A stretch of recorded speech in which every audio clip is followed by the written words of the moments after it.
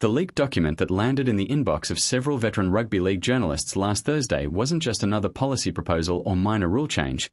It was a complete reimagining of rugby league that would fundamentally transform the sport from the physical, brutal contest that fans have loved for over a century into something that looks more like touch football than the game that built State of Origin into the greatest rivalry in Australian sport, and according to the proposal.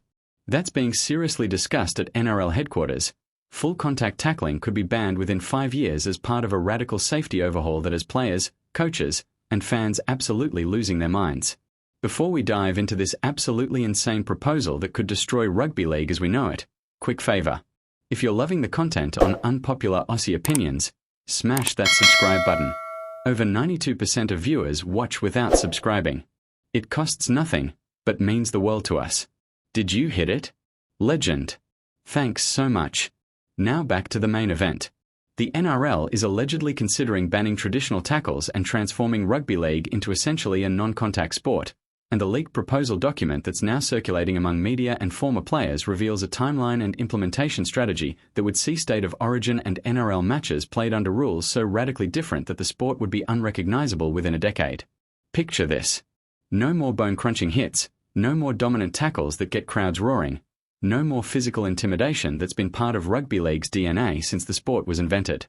Instead, we are looking at a proposed system where defenders would need to stop attacking players through methods that don't involve wrapping them up and bringing them to ground, essentially turning the toughest contact sport in Australia into glorified tag football. We are talking about a change so dramatic that it would fundamentally alter every aspect of how rugby league is played, coached, and experienced by fans. Stick around, because what we're about to unpack reveals the NRL's apparent willingness to destroy the very essence of the sport in pursuit of political correctness and liability protection. And trust me, the backlash to this proposal is going to be unlike anything rugby league has ever seen.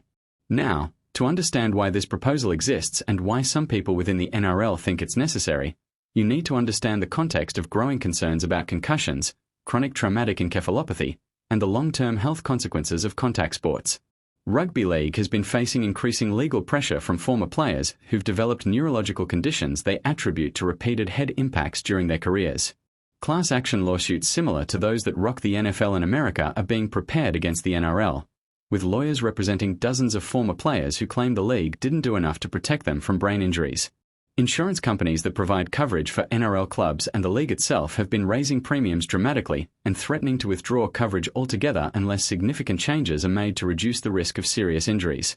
So the NRL is facing a situation where the financial and legal risks of continuing to allow full contact tackling might become unsustainable. The leaked proposal document lays out a phased implementation that would gradually reduce physical contact in rugby league over a 5 to 7 year period. Phase 1, which could allegedly begin as early as next season, would involve strict new penalties for any tackle that involves contact above the shoulders, any tackle where the ball carrier is lifted off the ground, and any tackle where defenders use what's described as excessive force. The penalties for these infractions would be severe enough, automatics in bins and possible send-offs, that players would be incentivized to completely change their tackling technique to avoid consequences. Phase 2, scheduled for 2 to 3 years from now according to the document, would introduce what's being called assisted descent rules where defenders must actively help ball carriers safely to the ground rather than driving them into the turf. And Phase 3, the final stage, would allegedly eliminate traditional tackling altogether in favour of a system where defenders must either touch the ball carrier with 2 hands or pull tags attached to jerseys, essentially transforming rugby league into a non-contact sport. The reaction from current players to rumours of this proposal has been absolutely explosive, with several high-profile stars speaking out publicly about how ridiculous and destructive these changes would be. Former players have been even more vocal, with legends of the game expressing outrage that the sport they devoted their lives to could be fundamentally altered beyond recognition. The most common argument from opponents of the proposal is that rugby league without physical tackling isn't rugby league at all. It's a completely different sport that would lose everything that makes the game special. They point out that the physicality, the courage required to make and take big hits, the tactical battle between attack and defense that relies on physical dominance, these are core elements of rugby league's identity and appeal. Remove them, and you've created a sport that nobody asked for and that won't satisfy the fans who currently support rugby league or attract new audiences who want to see athletic competition at its most intense. Social media has been an absolute war zone since the leaked proposal started circulating, with rugby league fans expressing levels of anger and betrayal that rival anything seen during previous NRL controversies. The hashtags opposing the proposed changes have been trending for days, with tens of thousands of people declaring they'll stop watching rugby league entirely if traditional tackling is banned. Fans are creating memes showing state of origin players holding hands instead of tackling, mocking the idea that the greatest rivalry in sport could be reduced to a non-contact competition. There are petitions circulating demanding that the NRL abandon these proposals, and some of those petitions have gathered hundreds of thousands of signatures in just a few days. The intensity of fan opposition suggests that if the NRL actually tries to implement these changes, they could be facing a viewer revolt that would devastate television ratings and sponsorship value. The economic implications of transforming rugby league into a non-contact sport would be absolutely massive and potentially catastrophic for the competition. Rugby league's entire business model is built on the sport's reputation as tough, physical, and exciting.